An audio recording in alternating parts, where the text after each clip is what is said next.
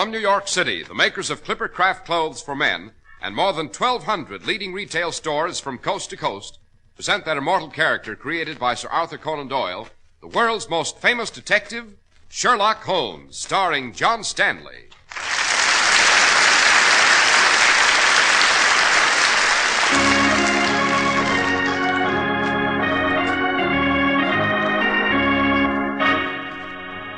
This week's story, The Case of the Burmese Goddess.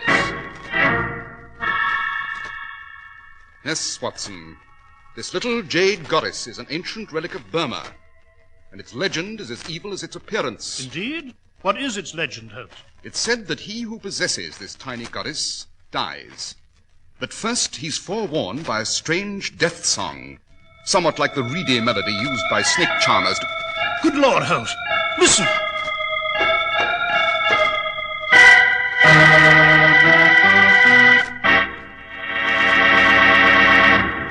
We're at the door of Dr. John Watson's study, and we're about to hear another of his adventures with the fabulous Sherlock Holmes. Well, good evening, Mr. Harris. Good evening, Dr. Watson. I presume you have one of your memoirs ready for us tonight? Indeed I have. And this one, Mr. Harris, although taking place in our familiar haunts of London, had sinister and mysterious overtones from the Far East, which to a lesser man than Holmes might have defied analysis. Well, what do you call this memoir, Dr. Watson? Holmes and I always refer to it as the case of the Burmese Goddess.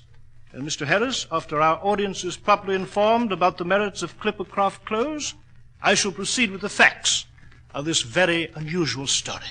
One of the best investments you can make is a really fine suit of clothes. That's an investment that will help you socially, in business, and give you all-around lift. And you don't have to spend a fortune, because a Clipper Craft suit of finest material, designed and beautifully finished by master tailors, now costs you only $45. That's right, only $45. But don't let that moderate price fool you. Every Clipper Craft suit looks like it costs many, many dollars more.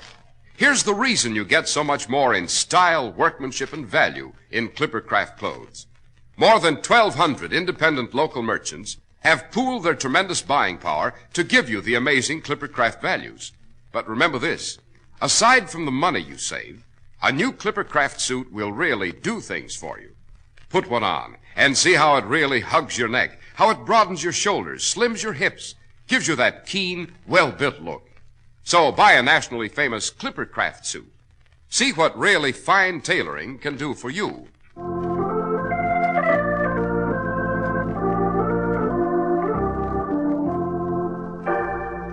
And now, Dr. Watson, what about the case of the Burmese Goddess? If my memory does not fail me, Mr. Harris, it took place in the summer of 1911. This was a time when England had consolidated her empire, and many of Britain roamed the far eastern domains in search of its ancient treasure. Among these was Sir John Brandywine, recently returned from Burma with a collection of priceless relics. He hadn't been in London an hour, however, when he received a strange visitor. Sir John, my name is Daku. I have come a long way, indeed from my native land of Burma, for this interview. Yes, and what is it you want, sir? Some months ago, a sacred Burmese temple near Sitang was desecrated by vandals, robbed of its sacred relics. Among these was the jade goddess of Ema, the serpent goddess. Originally, there were two goddesses, the sisters of Ema, but one of them vanished centuries ago. Yes, quite. And I have the only remaining goddess in my collection now. Yes, Sir John. And I have come to purchase it from you and restore it to the temple. I'm sorry, Daku, but the goddess of Ema is not for sale. I am prepared to offer you a handsome sum, enough to keep you in luxury for the rest of your life. I have no need of money, sir. And I repeat, the goddess of Ema is not for sale at any price. I see. Sir John, no doubt you are aware of the old Burmese legend that he who possesses the goddess dies, that he is first warned by the song of the serpent, and then... Yes, I know the story. Pure nonsense and poppycock, of course. Doesn't frighten me. In that case, there is nothing more I can say or do at the moment. Good night, Sir John.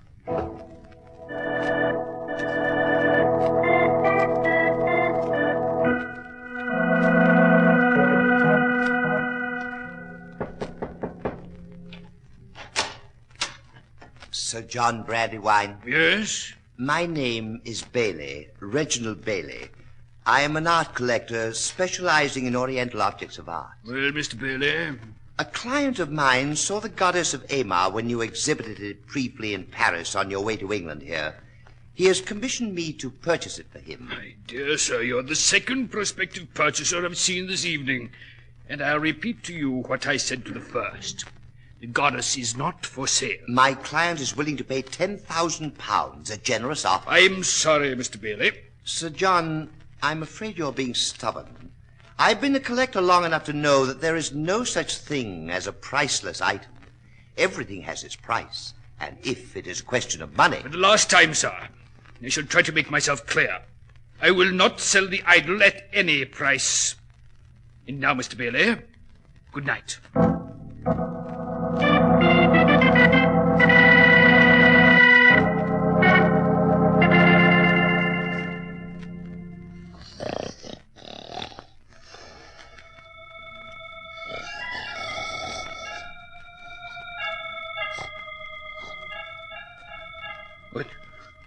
What's that devilish noise outside my window?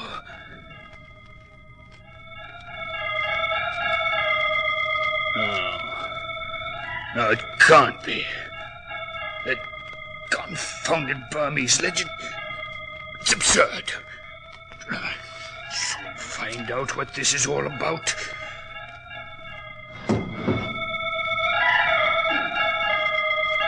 Who's down there in my garden?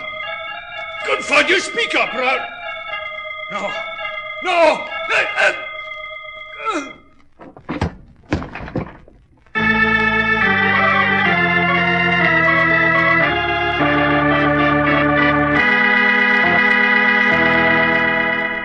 Oh, so you think Sir John Brandywine was murdered because he possessed the serpent goddess of Amar, Holmes? Obviously, Watson, his demise followed the legend to the letter.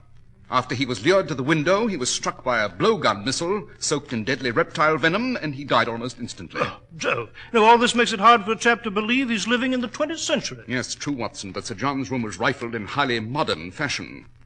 Fortunately, however, he had the foresight to lock the goddess and the remainder of his collection in a vault immediately after he arrived in London. I wonder what became of the other goddess, Holmes, the one that vanished centuries ago. I believe I can give you the answer to that, Watson. Eh, you can? Who has it, Holmes? I have. What? Well, Yes, Watson. Oh, forgive me if it's one of the very few secrets I've kept from you these many years. Up to now, I saw no reason to mention it to anyone. You remember the adventure of the Rangoon Ruby? yes, indeed I do. That was some 10 years ago. Yes. At the culmination of that affair, the Burmese potentate involved was very grateful for some slight service I'd rendered him, and he gave me the goddess. It seems that it had secretly been kept by his family for many generations. But, Holmes, where is the goddess now? Safely under lock and key in my tin box at Barclay's Bank. But the only other goddess of Amar in existence, that possessed by Sir John Brandywine, will soon see the light of day. Eh? What do you mean? Oh, I take it you haven't read the Morning Telegraph, Watson. It seems that Sir John's widow is auctioning off her deceased husband's entire Burmese collection tomorrow morning at Brandywine House on Berkeley Square. Jove. Then, in view of Sir John's strange death, it might be interesting to see who bids for the goddess of Amar. Quite, Watson. And that is precisely why we shall attend the auction tomorrow morning.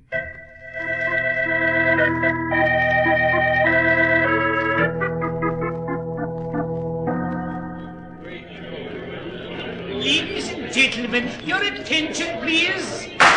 The next relic from the late Sir John Brandywine's famous Burmese collection is this tiny jade goddess, the famous serpent goddess of Amar, a rare collector's item indeed. I see a hand raised. Your name, sir? Monsieur Pierre Levy, And your bid, sir? £50. Holmes, that Gentleman in the thin-faced last Frenchman is doing the bidding. Quite. He's the only one. The others are obviously afraid of the legend. Watson, note the condition of the fellow's hair and hands. What about them? Interesting. Is there Very. another bid? Very well, I have £50.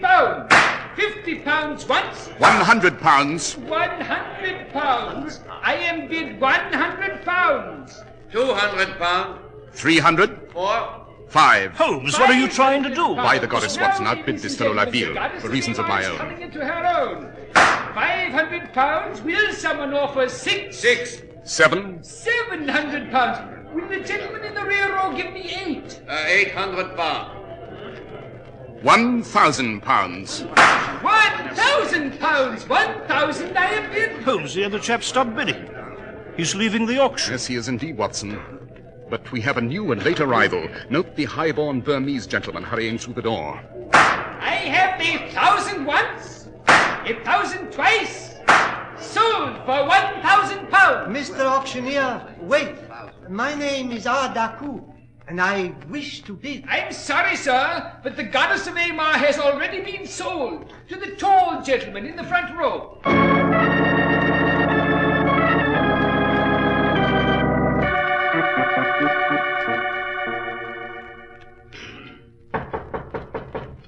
Someone's at the door, Watson. Yes, Holmes. Mr. Holmes? I am Sherlock Holmes. This is my colleague, Dr. Watson. My name is Reginald Bailey. I'm an art collector, Mr. Holmes, and a client of mine is interested in the Goddess of Amar you purchased at the auction this morning. Well? My representative, Monsieur Laville, foolishly allowed you to outbid him, thinking the price was too high. Well, I am interested in buying it now and am prepared to offer you a generous price. How generous? £10,000. 10,000. Holmes, that's 10 times what you paid for. Yes, quite, Watson. But the Goddess of Amar is not for sale. Mr. Holmes, you don't realize what you're saying. On the contrary, I know perfectly well what I'm saying. I repeat, the Goddess is not for sale at any price. Now, Mr. Bailey, I bid you good night. Very well, Mr. Holmes. I can only say you'll regret your action. Good night. Well, dash it, Holmes, you must be mad, turning down an offer like that. Not at all, Watson. You recall the French gentleman who bid against me at the auction? You remember I referred to the condition of his hair and hands? Yes. The skin on the fellow's hands was desiccated and he'd lost his fingernails.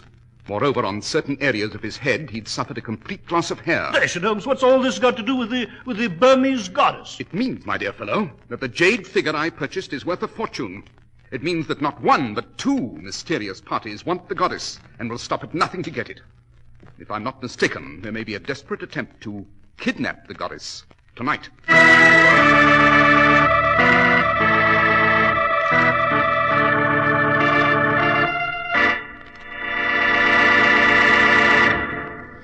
You choose your family doctor, lawyer, and banker because you have confidence in them. It's just as smart to choose the place where you buy your clothes for the same reason. Right now in your own city, a friendly, respected, independent merchant sells Clippercraft clothes. He believes and acts on the belief that you will appreciate the genuine savings he passes on to you. He doesn't sell dubious merchandise. His business is built 4 square on a firm foundation. Fine tailoring, outstanding style, value, and quality. Exceptional quality is guaranteed by the Clippercraft label in every suit and topcoat. That respected trademark derived from the staunch Clipper ships that established honest New England quality everywhere in the world. Yes, you can trust Clippercraft clothes and the men who sell them. That's why men who know insist on Clippercraft clothes bearing the Clippercraft label. So be sure to visit the Clippercraft store in your city. These leading stores in the metropolitan area are proud to add their names to Clippercraft in your suits and topcoats. In Manhattan, John Wanamaker Men's Stores, Broadway at 8th and 67 Liberty Street. Saks 34th, Broadway at 34th.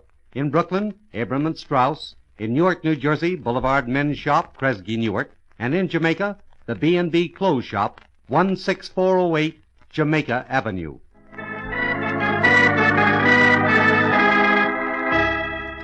And now, Dr. Watson. Dr. Watson, you were relating to us the case of the Burmese goddess. So I was, Mr. Harris. Holmes did not explain his observations any further, and I did not press him. That night at Baker Street, I fell into a troubled and uneasy slumber, and my last recollection was of Holmes sitting in his easy chair, smoking his pipe, and facing the window. He seemed to be waiting for something, expecting something. And then... Watson. Watson, wake up. Holmes, what the deuce is the... Listen. Good Lord, Holmes, the warning song. The warning of death. That infernal legend, Holmes. Right. We have a visitor in the yard. Well, confound it, let's go to the window. No, stay away from the window, Watson. Eh? To approach and open it means certain death. We shall wait here in the dark and elude the trap they've set. Who are they? Obvious, Watson. They... 2 shots from outside our window. Yes, something's happened which I did not foresee. Watson, take your revolver and follow me down to the yard, quickly.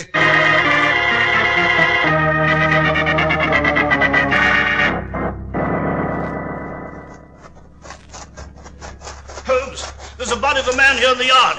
He's been shot. Yes, and look, there's a man. He's just run out of the shrubbery. Hello there! Stop! Stop or I'll shoot! Confound it, I missed him. He's right on the fence, Holmes. He's running down Baker Street there. After him.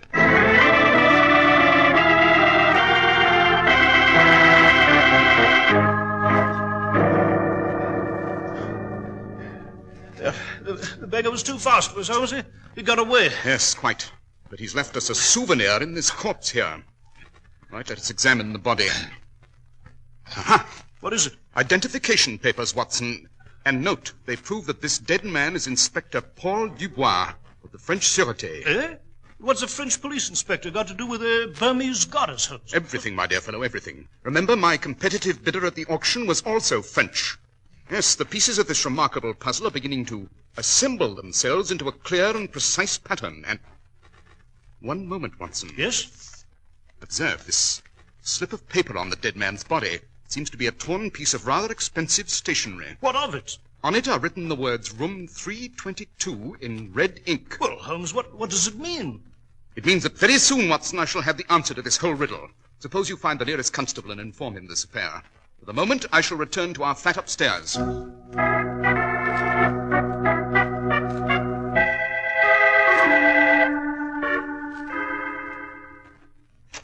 the police will be here presently. Good Lord, the place is a shambles. Yes, Watson, our flat was quickly rifled by someone lurking on the premises. And the idol, it's gone, it's stolen. Quite. From now on, we must move with all possible speed. What do we do first, Holmes? First, we must make a telephone call to the prefect of police in Paris. And after that? Find room 322. And there we may discover the goddess. Yes, but how are we going to do that, Holmes? Obvious. The room number Inspector Dubois wrote down means that this is a hotel rendezvous. And from the expensive quality of the stationery, we may deduce that Dubois wrote down this number in some first-class hotel. But, Holmes, London is full of first-class hotels. Yes, true, Watson, true. But here is the salient fact. The room number was scrawled in red ink, a highly unusual procedure. It can only mean that this particular hotel ran out of blue ink. In other words, if we can find a first-class hotel using red ink... Yes, quite, Watson, quite. But come, we are wasting too much time in talk. We must resolve this affair quickly before the night's over, or it'll be too late.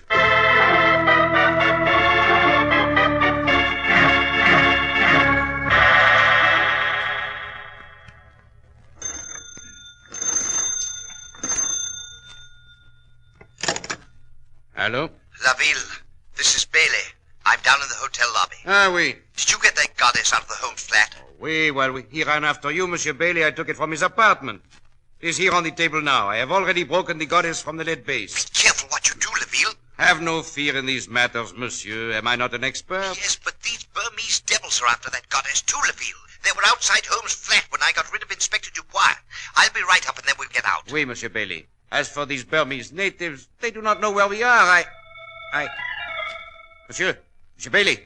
What is it? What's the matter? They are here. They've come for the goddess. What? The song, the death song. It is outside my window. Laville, hide the lead base, you hear? Let them have the goddess. That's all they want. Monsieur Bailey, there's someone at the window. On the fire escaping. No! Ah! Laville!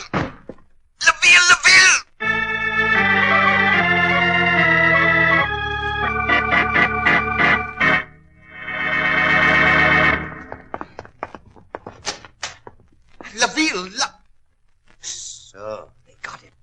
The Burmese devils, they got him.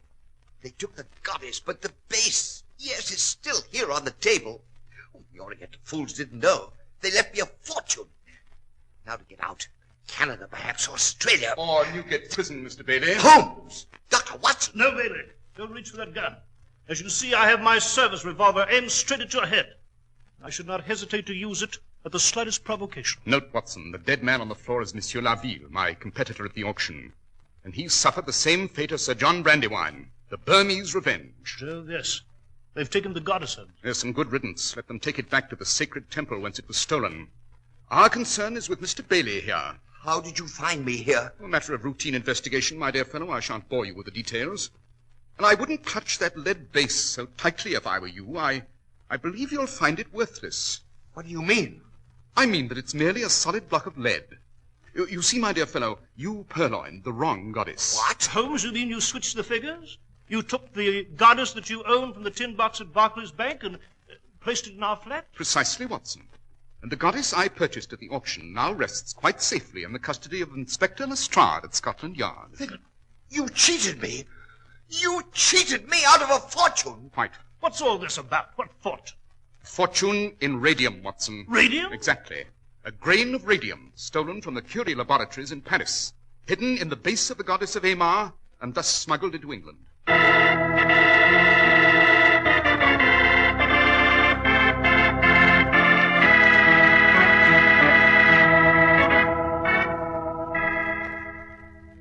Well, Holmes, now that we've delivered the smuggler Bailey to the authorities, would you mind telling me the course of your deduction? I must confess I'm confused. Are you, Watson? Well, the whole affair is really quite obvious. The Burmese motive to recover the goddess was simple enough, a sacred and religious quest. But it was at the auction, after observing La Ville, that a new element entered. But how? How did you know? The condition of the man's hands and hair. Loss of fingernails, desiccated appearance of skin, loss of patches of hair, symptomatic of work with radium. The fact that he was a Frenchman further heightened my suspicions. Yes, but Holmes, I still don't see how... La Ville, as I learned from the Paris prefect of police, was a worker in the Curie laboratory. He entered a conspiracy with this international thief Bailey to steal a grain of radium.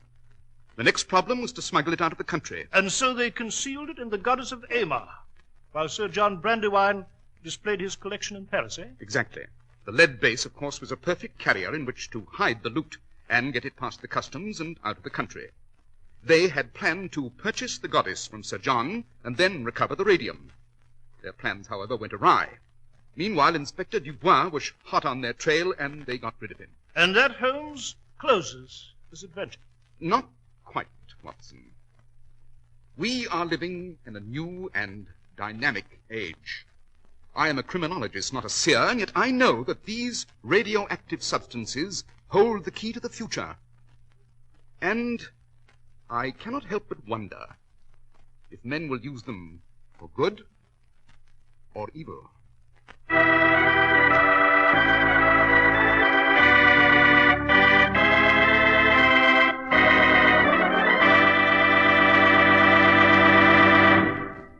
Well, Dr. Watson, that was quite an adventure, sir. Yes, indeed it was, Mr. Harris. It is, in fact, one of my favorite memoirs, and significant in the light of what is being done with radioactive substances today. And now, Dr. Watson, what adventure will you have for us next week? Next week, Mr. Harris, I shall relate to you the adventure of the golden pince-nez. It concerns an untidy rug, a box of Egyptian cigarettes, and a stab in the dark.